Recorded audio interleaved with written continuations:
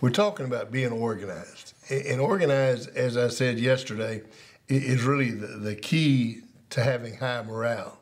And high morale is the key to being successful, because if a team has high morale, they're going to be successful. If someone deposited $86,000 in your checking account today, and the only rule they gave you was that whatever you did not spend, you would lose, would you spend every penny? Sure you would.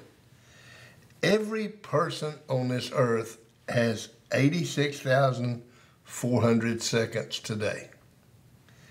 The only aspect of life that I'm aware of that every human being is equal in is time.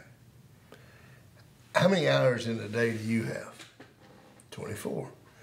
How many minutes in a day? In an hour? 60. How many do I have? We all have the same thing. The Bill Gates, the Michael Jordans, the LeBron James, the Drew Brees, every person has the same amount of time. The difference in the successful people is they take the time and they use the time to their benefit. They make sure. They organize their time. It's simply a matter of planning. If you take the time on Monday to write down the following, your week will be organized. This is what you write down. Write down number one. Write down the known elements of your coming week. In other words, you know some things are going to happen this week. You know I have school from 8 o'clock to 3 o'clock. So you block that out and you write down first period is English, second period is history, all that. So you write down exactly what you have to do. If you have practice, you have practice from this time to this time. Write down what you know is going to be happening this week. Write down, number two, write down all the appointments and activities that you've scheduled.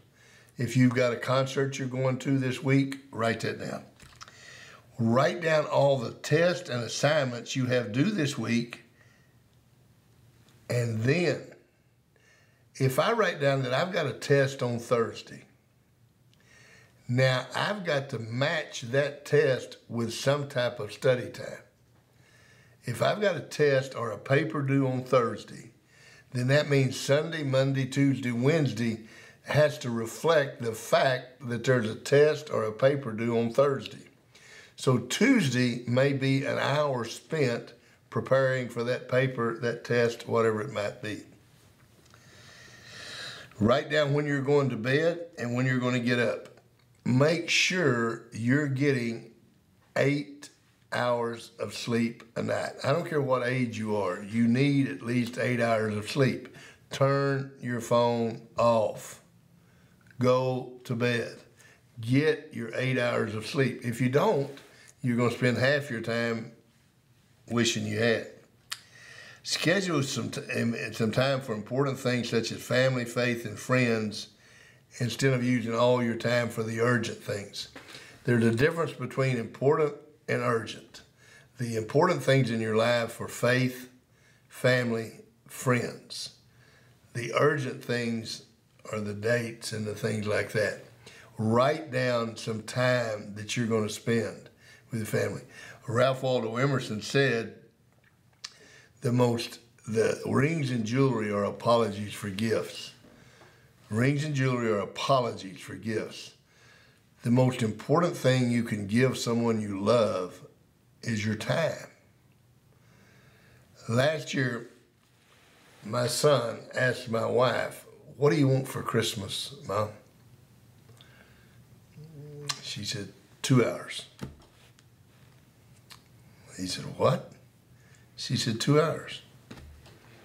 "What are you talking about?" "I'm serious. What do you really want?"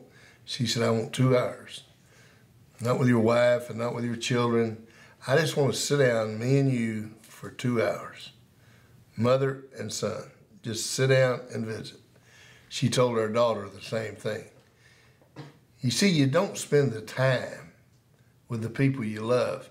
And then when those people are gone, you say, "Boy, I wish I would have spent the time." That's what organization does for you. Organization and it enables you to spend time with the people you love. So you sit down and you write down and you say, we're going to have family time Wednesday. Or we're going to have family time this time. That's organization. That's using your time to benefit you so that later in life you don't say, oh, I wish I would have spent time with them. That's organization.